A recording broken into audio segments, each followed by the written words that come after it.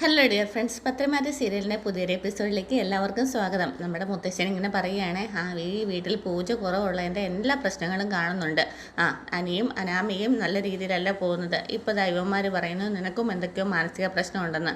എന്താ മോനെ എന്നൊക്കെ ഇങ്ങനെ നമ്മുടെ മുത്തശ്ശി ചോദിക്കുമ്പോൾ പറയുന്നുണ്ട്, നയനയായിട്ട് എന്തെങ്കിലും പ്രശ്നമുണ്ടോ എന്ന് ചോദിക്കുമ്പോൾ എനിക്ക് നയനയായിട്ട് മാത്രമല്ല മറ്റൊരാളുമായിട്ടൊരു പ്രശ്നമുണ്ട്, ഞാനത് പിന്നീട് പറയാം എന്ന് പറയുന്നിടത്താണ് ഇന്നത്തെ എപ്പിസോഡ് സ്റ്റാർട്ടാകുന്നത്. അപ്പോൾ മറ്റൊന്നും എന്നോട് കൂടുതലായിട്ടൊന്നും ചോദിക്കില്ലെന്നും പറഞ്ഞ് ആദർശ് അങ്ങോട്ടേക്ക് പോകുമ്പോഴത്തേക്കും നമ്മുടെ ജയം മുത്തശ്ശനോട് പറയുന്നുണ്ട്, ഞാൻ പറഞ്ഞില്ലേ അച്ഛാ, കുറച്ച് ദിവസമായിട്ട് മാനസിക പ്രശ്നം അവൻ ഒരുപാട് അനുഭവിക്കുന്നുണ്ട് എന്നിങ്ങനെ പറയുവേ. അപ്പോഴത്തേക്കും നമ്മുടെ മുത്തശ്ശൻ ചോദിക്കും, ഈ അവൻ പറഞ്ഞ മറ്റൊരാൾ ആരാണോ എന്തോ എന്നിങ്ങനെ ചോദിക്കും കേട്ടോ. അപ്പോൾ നമ്മുടെ അജയൻ പറയുന്നുണ്ട്, ഈ വീട്ടിലുള്ള ആൾ തന്നെയാണെന്നാണ് തോന്നുന്നതെന്ന് ഇങ്ങനെ പറയുവേ. പിന്നെ ജയം പറയുവേ, ഞാനുമായിട്ടൊരു പ്രശ്നമില്ല. അപ്പോൾ അജയൻ പറയും, ഞാനുമായിട്ട് ഒരു പ്രശ്നമില്ലെന്ന് അജയനും പറയേ. പിന്നെ ഈ വയസ്സായ ഞങ്ങളാണോ അവന് പ്രശ്നമെന്ന് ചോദിക്കേ. അപ്പോഴത്തേക്കും നമ്മുടെ ജയം പറയുന്നുണ്ട്, അവൻ്റെ അമ്മയായിട്ട് കുറച്ച് പ്രശ്നമുണ്ട്, ഇപ്പോൾ പല കാര്യങ്ങളും മറച്ചു വെച്ച് ഓരോന്നോരോന്ന് ചെയ്യുന്നുണ്ട്. ഇപ്പം മറച്ചു വെച്ച് ഓരോരോ കാര്യങ്ങൾ ചെയ്യുന്നുണ്ട്. ഇന്ന് അമ്പലത്തിൽ പോയപ്പോൾ പോലും കൂടെ എന്നെ അയാൾ വിളിച്ചതാണ്. എല്ലാ പ്രാവശ്യവും എന്നെ അയാൾ വിളിക്കേണ്ടതല്ലേ. ഇവർക്കൊക്കെ എന്താ പറ്റിയെന്ന് ഇങ്ങനെ മനസ്സിലാവുന്നില്ല എന്നിങ്ങനെ ജയം പറയുന്നുണ്ട്. പിന്നീട് കാണിക്കുന്നത് നമ്മുടെ കനകയാണ് കേട്ടോ. നന്ദാവനത്തിലാണ്, എല്ലാവരും കൂടി ഇരുന്ന് സംസാരിക്കുകയാണ്. അപ്പോൾ നമ്മുടെ ദേവയാനി അവിടെ തന്നെ ഉണ്ട് കേട്ടോ. എന്നിട്ട് ഇങ്ങനെ കനക പറയുന്നുണ്ട്, സ്നേഹിക്കാൻ തുടങ്ങിയപ്പോൾ ആർക്കും ഇല്ലാത്ത സ്നേഹമാണ് ദേവയാനിക്ക് നയനമോളോട്. അത് കാണുമ്പോൾ എനിക്ക് അസൂയ തോന്നുന്ന അമ്മയെന്നിങ്ങനെ നവ്യ പറയേ, എൻ്റെ അമ്മായിയമ്മ എന്നെ കാണുമ്പോൾ ഒന്ന് പുഞ്ചിരിച്ചാൽ മതിയായിരുന്നു, അത് ഈ ജന്മം പ്രതീക്ഷിക്കേണ്ട എന്ന് പറയുവേ. അഭിയേട്ടം മാറിയത് തന്നെ നല്ല കാര്യമാണെങ്കിൽ അതൊരു പുണ്യകാര്യമായിട്ട് നമുക്ക് കണക്ക് കൂട്ടാം എന്നിങ്ങനെ നന്ദു പറയുന്നുണ്ട് കേട്ടോ. അപ്പോഴത്തേക്കും നമ്മുടെ ദേവയാനിയും അതുപോലെ നയനയും കൂടെ അതുവഴി വരുവാണ്. ദേവയാനി പോകാനായിട്ട് ഇറങ്ങുകയാണ് കേട്ടോ. രാവിലെ കാപ്പി പോലും കൂടെ കുടിക്കാതെ പോവുകയാണോ ചോദിക്കുക. അതിന് കാപ്പി കുടിക്കാനുള്ള സമയമൊന്നും ആയില്ലല്ലോ, ഇനിയും താമസിച്ചെന്നല്ലേ വീട്ടിൽ പ്രശ്നമാകുമെന്ന് പറയുന്നുണ്ട്. അപ്പോഴത്തേക്കിനും നമ്മുടെ നയന പറയുവാണ്, ഞാൻ ഇന്നലെ പറഞ്ഞതേ അമ്മ മറന്നു പോകല്ലേ, അനാമയ്ക്കും വിലവെടുപ്പുള്ള എന്തെങ്കിലും ഒരു സമ്മാനം അമ്മ കൊടുക്കണമെന്ന് നയന വീണ്ടും പറയുന്നുണ്ട്. അവൾക്കൊരിക്കലും അവളുടെ മനസ്സിൽ അവളെ രണ്ടാമതാക്കുന്നു എന്നുള്ള തോന്നലുണ്ടാവല്ലെന്നും കൂടെ പറയുന്നുണ്ട്. എന്ത് കൊടുത്താലും അവളുടെ സ്വഭാവം ഒന്നും മാറാൻ പോകുന്നില്ല, അതുകൊണ്ടാണ് ഞാൻ അധികം ഇവളെ കുറ്റപ്പെടുത്താത്തത് എന്നിങ്ങനെ നവ്യയും പറയുന്നുണ്ട്. എനിക്കും ഇഷ്ടമല്ല നന്ദു അനന്തപുരി തറവാടിലേക്ക് വരുന്നത്. അനാമിക മാറാത്തത് കൊണ്ടാണ് അനി അവളെ സ്നേഹിക്കാത്തത്. പറഞ്ഞിട്ട് കാര്യമില്ല എന്നിങ്ങനെ നവ്യ വീണ്ടും പറയുന്നുണ്ട്. അമ്മായിക്കറിയാലോ, ആദർശേട്ടനെ പോലെ തന്നെ സ്നേഹമുള്ളവനാ അനിയും. എന്നിട്ടും അവന് അനാമികനെ ഉൾക്കൊള്ളാൻ പറ്റിയിട്ടില്ലെങ്കിൽ പിന്നെ അവനെ പറഞ്ഞിട്ടൊന്നും കാര്യമില്ല എന്നിങ്ങനെ നവ്യ പറയുവേ. അവൾ കൊച്ചു പെണ്ണല്ലേ മോളെ, പിന്നെ അനിയല്ലേ പറഞ്ഞ് മനസ്സിലാക്കാൻ പറ്റുള്ളൂ. പിന്നെ നന്ദു മോളോട് പറഞ്ഞാലും കാര്യങ്ങളൊക്കെ മനസ്സിലാവും. അങ്ങനെയുള്ളവരോട് പറഞ്ഞിട്ടല്ലേ കാര്യമുള്ളൂ എന്നിങ്ങനെ ദേവയാനി പറയുന്നുണ്ട്. അങ്ങനെ തെറ്റൊന്നും നന്ദുമ്മൻ ചെയ്യില്ല എന്നിങ്ങനെ പ്രതീക്ഷിക്കുക എന്ന് കനക പറയുക. അപ്പം നമ്മുടെ നയന പറയുന്നുണ്ട്, അങ്ങനെ വിശ്വസിക്കാനേ പറ്റുള്ളൂ. ഇന്നലെ നമുക്കെല്ലാം വാക്ക് തന്നിട്ട് ഇവള് വീണ്ടും പോയില്ലേ എന്നിങ്ങനെ ചോദിക്കുന്നുണ്ട്. കാരണം എന്തായാലും ശരി, അങ്ങനെ പോയത് ഒട്ടും ശരിയായില്ല എന്നിങ്ങനെ പറയുന്നുണ്ട്. അതിൻ്റെ പേരിൽ തല്ലുകൊണ്ടത് അനിക്കാന്നും പറയുക. അന്നേരം നമ്മുടെ ദേവേനെ പറയുന്നുണ്ട്, ഇനി യാത്രയില്ല, വിഷു അല്ലേ, എല്ലാവരും ആഘോഷിക്കുക എന്നൊക്കെ പറഞ്ഞിട്ട് പോവുകയാണേ. അതിനിടയ്ക്ക് പറയുന്നുണ്ട് കേട്ടോ, ഈ പ്രായത്തിൽ ഇങ്ങനെ പിള്ളേർ കളിക്കുന്നത് എനിക്ക് ഇഷ്ടമില്ലാത്ത കാര്യമാണ്, പക്ഷെ വേറെ നിവൃത്തിയില്ല, പിന്നെ എന്ത് ചെയ്യാനാ എന്നിങ്ങനെ പറയുവാണ്. നന്ദൂട്ടെ കണ്ടല്ലോ, നിൻ്റെ ചേച്ചീനെ നല്ല രീതിയിൽ അക്ഷരം പ്രതി സ്നേഹിക്കുന്ന അമ്മായിയമ്മയാണ് ദേവയാനി. അപ്പോൾ ഇനി അവർ പറയുന്ന നീ അനുസരിച്ച് വേണം കേട്ടല്ലോ എന്നൊക്കെ പറഞ്ഞിട്ട് ഇങ്ങനെ പേടിപ്പെടുത്തുന്നുണ്ട്. പിന്നീട് നമ്മുടെ അനി ഇങ്ങനെ റൂമിൽ ഭയങ്കര ബേജാറായിട്ട് ഇരിക്കുകയാണ് കേട്ടോ. പിന്നെ അപ്പം നമ്മുടെ നന്ദുവിൻ്റെ റൂമിൽ വീട്ടിൽ നന്ദു ഇങ്ങനെ ബേജാറായിട്ട് ഇരുന്ന് മൊബൈൽ ഇങ്ങനെ എടുത്ത് നോക്കുവാണ്. അപ്പോൾ ഇന്നലെ രാത്രിയിൽ അനി മെസ്സേജ് വിട്ടിട്ടുണ്ടായിരുന്നല്ലോ, എന്താ ഗുഡ് നൈറ്റ് കണ്ടിട്ട് മെസ്സേജ് റിപ്ലൈ വിടാത്തതെന്നും ചോദിച്ച്. അപ്പോഴത്തേക്കിനാണ് നമ്മുടെ നയന അങ്ങോട്ടേക്ക് കയറി വരുന്നത് കേട്ടോ. നന്ദുവിനോട് ചോദിക്കുന്നുണ്ട്, ഇങ്ങോട്ടോ അടി നിൻ്റെ ഫോൺ ഇങ്ങോട്ടെന്ന് പറഞ്ഞിട്ട് നിനക്ക് മെസ്സേജ് വന്നത് എന്താ, ഞാനൊന്ന് നോക്കട്ടെ എന്നൊക്കെ പറഞ്ഞിട്ട് പിടിച്ച് മേടിക്കുന്നുണ്ട് കേട്ടോ. എന്നിട്ട് ഇന്നലെ മെസ്സേജ് ഗുഡ് നൈറ്റ് വിട്ടല്ലോ, അതിനെന്താ റിപ്ലൈ കൊടുക്കാത്തതെന്നല്ലേ ചോദിച്ചിരിക്കുന്നത്, നിങ്ങളോട് എത്ര പറഞ്ഞാലും മതിയാവില്ലേ എന്നൊക്കെ ചോദിച്ചിട്ട് നന്ദുവിനെ നന്നായിട്ട് വഴക്ക് പറയുകയാണ്. ചേച്ചി, എനിക്ക് അനാമികനെ ഒട്ടും ഇഷ്ടമല്ല, പിന്നെ മറ്റുള്ളവരുടെ മുന്നിൽ ബോധ്യപ്പെടുത്തുന്നതിന് വേണ്ടിയിട്ടാണ് അനാമികയെ കൊണ്ട് നടക്കുന്നതെന്നിങ്ങനെ പറയുക. അപ്പം നമ്മുടെ നയന പറയുന്നുണ്ട്, എൻ്റെയും നിൻ്റെ ചേച്ചി നവ്യയുടെയും ജീവിതം അങ്ങനെ തന്നെയായിരുന്നു, മറ്റുള്ളവരെ ബോധ്യപ്പെടുത്തുന്നതിന് വേണ്ടിയിട്ടാണ് ഞങ്ങളും ജീവിച്ചുകൊണ്ടിരുന്നത്. പൊരുത്തപ്പെടാൻ കഴിയാത്തവർ ഒരു ഘട്ടം കഴിയുമ്പോൾ പൊരുത്തപ്പെട്ടെന്നും ഇരിക്കും, പക്ഷേ എനിക്കും ആദർശേട്ടനും ഇടയിൽ മറ്റൊരു പെണ്ണോ ആണോ ഉണ്ടായിരുന്നില്ല. ഞങ്ങളുടെ പ്രശ്നം പരസ്പരം ഇഷ്ടമില്ലാത്തവർ ഒന്നായെന്നുള്ളത് മാത്രമാണ്. എന്നാൽ ഇവിടെ അങ്ങനെയല്ല, നിങ്ങൾ തമ്മിൽ കാണുന്നു സംസാരിക്കുന്നു ഒക്കെ അപകടമാണ്. അതൊക്കെ മറച്ചു വെച്ചിട്ടാണ് ഇന്നലെ നീ അവനെ കാണാനും പോയത്. ചേച്ചി, അവനെ ഒരു മദ്യപാനിയാക്കാനും മരണത്തിലേക്ക് തള്ളിവിടാനും ഒന്നും എനിക്ക് പറ്റില്ല ചേച്ചി. അതൊക്കെ അവൻ നിന്നെ ഭീഷണിപ്പെടുത്തുന്ന. അപ്പം നമ്മുടെ നന്ദു ചോദിക്കുവേ, ആ അതൊക്കെ നമുക്ക് എങ്ങനെയാണ് പറയാൻ പറ്റുന്നത്? അന്ന് കല്യാണത്തിന് കണ്ടില്ലേ, തലേദിവസം മദ്യപിച്ച് കുടിച്ച് ലക്കേട്ട് നിൽക്കുന്ന ആദർശേട്ടനും കണ്ടതല്ലേ, അതിന് ചേച്ചിയും സാക്ഷിയായതല്ലേ. ഇന്നലെ ഞാൻ ചെന്നില്ലായിരുന്നെങ്കിൽ വീണ്ടും അവൻ അത് ചെയ്തിട്ടുണ്ടാവുമായിരുന്നു. ഈ ഭയം ഉള്ളിൽ വെച്ചുകൊണ്ട് നടക്കുന്ന നീ ഇനി അവനുമായിട്ട് കോണ്ടാക്ട് ചെയ്യുന്നില്ലെന്നുള്ളതിന് എന്തുറപ്പാണ് ഉള്ളതെന്ന് ഇങ്ങനെ നയന വീണ്ടും ചോദിക്കുന്നുണ്ട്. അവനെ കാര്യങ്ങൾ പറഞ്ഞ് മനസ്സിലാക്കിയാൽ ഞാൻ ഓക്കെ ആണെന്ന് നന്ദു പറയുന്നുണ്ട്. നീ ഓക്കെ അല്ല. ഇന്ന് ഇവർ ഒരാണിന് മുന്നിൽ തല കുമ്പിടാത്ത നീ ഇപ്പോൾ അനിയുടെ പുറകെ അല്ലേ. നീ നിൻ്റെ മനസ്സും അടിയറ വെച്ചു.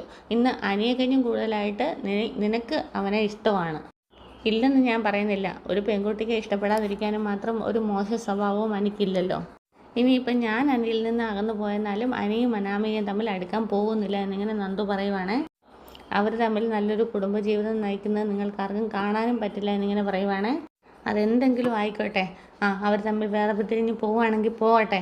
എന്നിട്ട് ആ വായി തന്നെ പറയുന്നുണ്ട്, അവർ തമ്മിൽ വേർതിരിഞ്ഞ് പോകുന്നത് കാണാതിരിക്കാനാണ് ഞങ്ങൾക്കൊക്കെ ഇഷ്ടം. എങ്കിലും അങ്ങനെ ഒരു പ്രശ്നം വന്നു കഴിഞ്ഞാൽ അനാമികയുടെ സ്ഥാനത്തേക്ക് എൻ്റെ മോള് വന്ന് കയറരുത് എന്ന് നമ്മുടെ നന്ദുവിൻ്റെ കൈ പിടിച്ചിട്ട് നയന പറയുകയാണേ.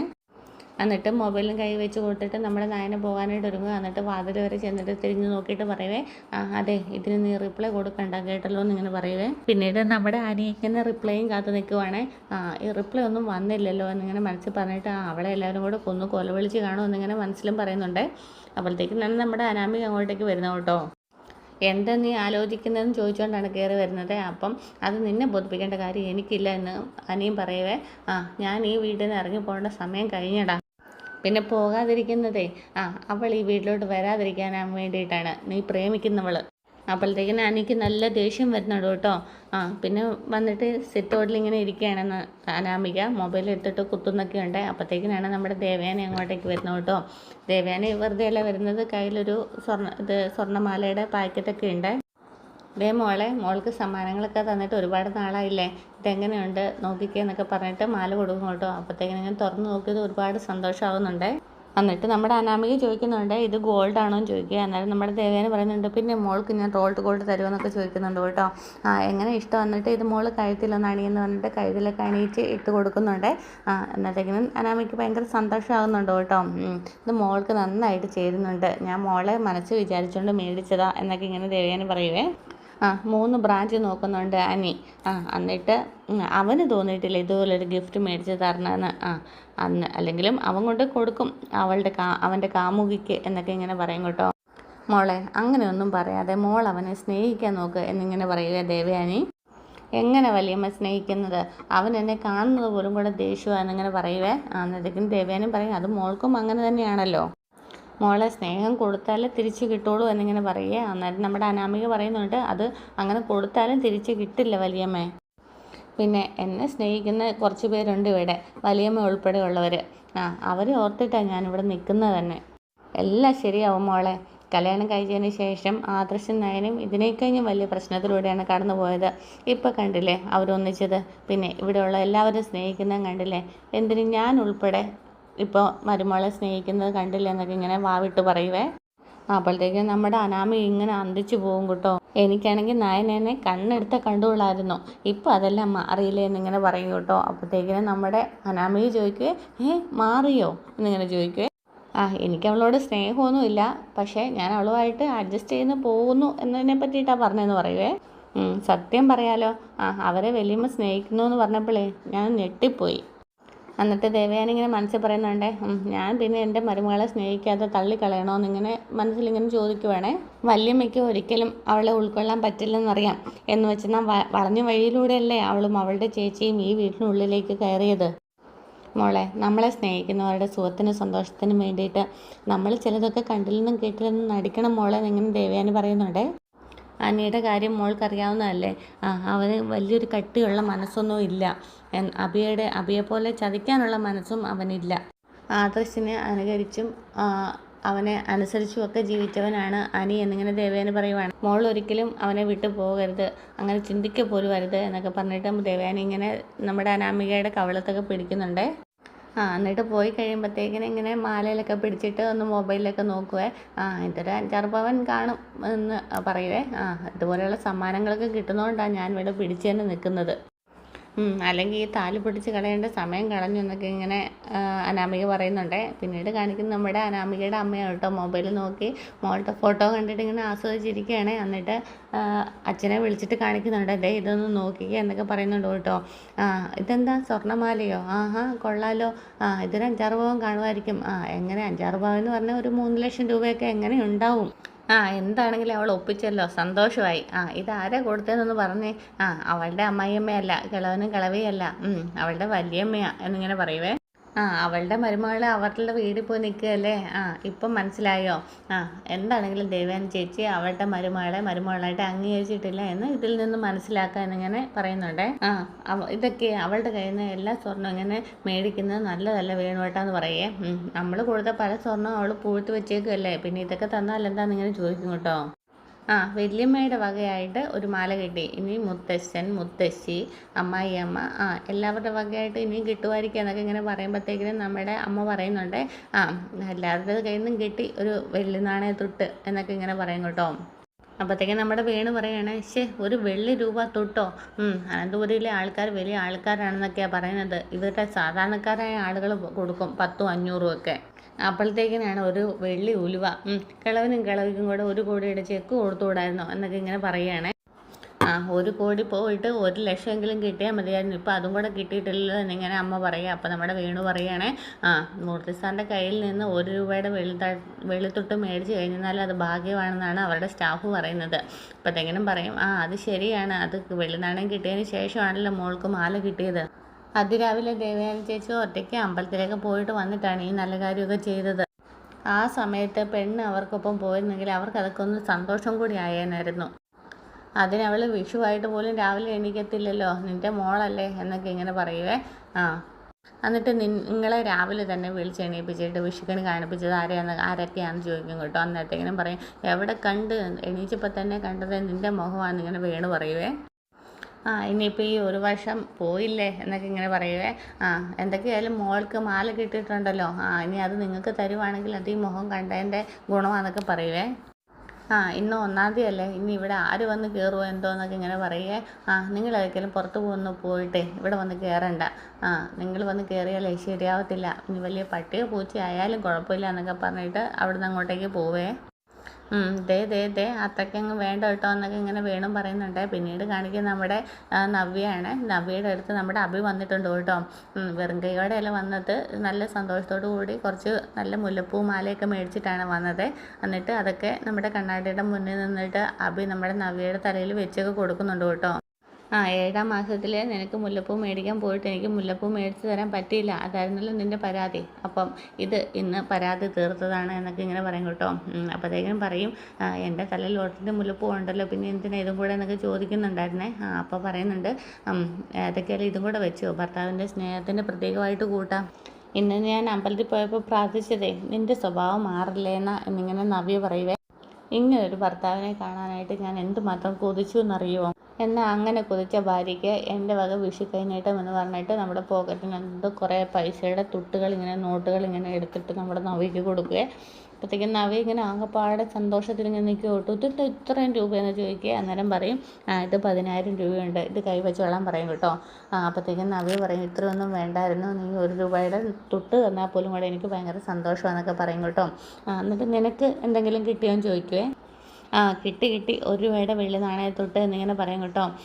അപ്പം നമ്മുടെ നവ്യ പറയുന്നുണ്ട്, പണ്ട് കാലത്തൊക്കെ ആണെങ്കിലും 1 രൂപ തൊട്ടായിരുന്നു കിട്ടിക്കൊണ്ടിരുന്നത് എല്ലാവർക്കും എന്നിങ്ങനെ പറയും കേട്ടോ. അപ്പം നമ്മുടെ അഭി പറയുന്നുണ്ട്, പണ്ട് കാലത്തെന്നൊക്കെ പറഞ്ഞാൽ ആ കാലത്ത് 1 രൂപ തൊട്ടെന്ന് പറഞ്ഞാൽ ഒരുപാട് വിലയുണ്ടായിരുന്നു. ഇപ്പോൾ ആ 1 രൂപ തൊട്ടിൻ്റെ വില എന്ന് പറഞ്ഞാൽ 10,000 രൂപ വരും എന്നൊക്കെ പറയുന്നുണ്ട്.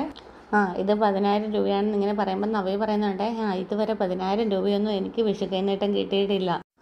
ഇനിയിപ്പോൾ ഓരോരോ ആവശ്യങ്ങൾ വരികയല്ലേ, ഇത് കൈവെക്കുക, നിൻ്റെ അച്ഛനും അമ്മയ്ക്കും അതൊരു ഭാരമായിട്ട് മാറണ്ട. എന്തൊക്കെ പറഞ്ഞാലും നിൻ്റെ അച്ഛന് അത്ര വലിയ വരുമാനമൊന്നും ഇല്ലയെന്ന് എനിക്കറിയാം. അങ്ങനൊന്നും അല്ലേടാ, ഇപ്പോൾ അച്ഛന് അത്യാവശ്യം നല്ല വർക്കുകളൊക്കെ കിട്ടുന്നുണ്ട്. ഇനിയിപ്പം നന്ദു അതോടെ SI ആവാനും കൂടെ പോവുകയാണല്ലോ. എന്തൊക്കെ ഉണ്ടെന്ന് പറഞ്ഞാലും മോളെ, നമ്മൾ നമ്മുടെ കാര്യം തന്നെ നോക്കണം, മറ്റുള്ളവരെ ഡിപ്പെൻഡ് ചെയ്യാൻ പാടില്ല. നിൻ്റെ ഈ സ്വഭാവം മാറിയെങ്കിൽ നീ പറയുന്നത് എന്തും അനുസരിക്കാൻ ഞാൻ തയ്യാറാണ്. അവിടെ പിന്നെ ഒരു തർക്കത്തിനും ഞാനില്ല. നമ്മുടെ കുഞ്ഞ് ജനിച്ച് കഴിഞ്ഞാലും നിൻ്റെ ഈ സ്വഭാവം ഇതുപോലെ തന്നെ നിലനിൽക്കണം. അങ്ങനെ നീ പറയുമ്പോഴത്തേക്കിന് എനിക്കും നിന്നോട് റിക്വസ്റ്റ് ഉണ്ട്. നിൻ്റെ ഉള്ളിലും ഒരു ഡൗട്ട് നിലനിൽക്കുന്നുണ്ടെന്നറിയാം. അത് നീ പാടെ ഒഴിവാക്കണം. ഇന്നലെ നിനക്ക് മോതിരമായിട്ട് വന്നു, ഇന്നിതാ 10,000 രൂപയായിട്ടും വന്നു. അത് സത്യമാണെങ്കിൽ ഈ പറഞ്ഞ ആത്മാർത്ഥതയെ നീ ഉൾക്കൊള്ളണം. അപ്പോഴത്തേക്കും നമ്മുടെ കൈയൊക്കെ എടുത്തിട്ട് നമ്മുടെ അബിയുടെ തോളത്തൊക്കെ ഇങ്ങനെ വെക്കും. വന്നിട്ട് ഇങ്ങനെ മുഖത്തൊക്കെ ഇങ്ങനെ ഉൾക്കൊണ്ടിരിക്കുന്നു എൻ്റെ പ്രിയപ്പെട്ട ഭർത്താവ് എന്നൊക്കെ ഇങ്ങനെ പറയുക. അപ്പോഴത്തേക്കും നമ്മുടെ അബി പറയും, ഇതൊക്കെ തന്നെങ്കിലും തന്നില്ല എന്ന് പറയുക. അപ്പോഴത്തേക്കിനും നമ്മുടെ നവീക്കത്തിന് നാണൊക്കെ വരുന്നുണ്ട് കേട്ടോ. പിന്നെ ഒട്ടും മടിക്കാതെ തന്നെ നമ്മുടെ അബി ഇങ്ങനെ നെറ്റിയൊക്കെ പിടിച്ചിട്ട് ഉമ്മ കൊടുക്കുവാണ്. എന്നിട്ട് പിന്നെ അതേ കൈ കൊണ്ട് തന്നെ വയറ്റിലേക്ക് ഒന്ന് പിടിച്ച് നോക്കുക. കുഞ്ഞ് കളിക്കുന്നുണ്ടോ എന്നൊക്കെ ചോദിക്കും കേട്ടോ. അച്ഛൻ വികൃതിയല്ലേ, അതിൻ്റേതായിട്ടുള്ള മാറ്റങ്ങളൊക്കെ കാണിക്കുന്നുണ്ട് എന്ന് പറഞ്ഞിട്ട് നവി ചിരിക്കുവാണ്. എന്താണെങ്കിലും വളരെയധികം സന്തോഷത്തോടെ നിൽക്കുന്ന സമയത്താണ് ഇന്നത്തെ എപ്പിസോഡ് പൂർണ്ണമാകുന്നത്. അപ്പോൾ ചാനൽ ഇഷ്ടമെങ്കിൽ സബ്സ്ക്രൈബ് ചെയ്യാനും ഷെയർ ചെയ്യാനും കമൻറ്റ് ചെയ്യാനും ലൈക്ക് ചെയ്യാനും മറക്കരുത്. Okay, thank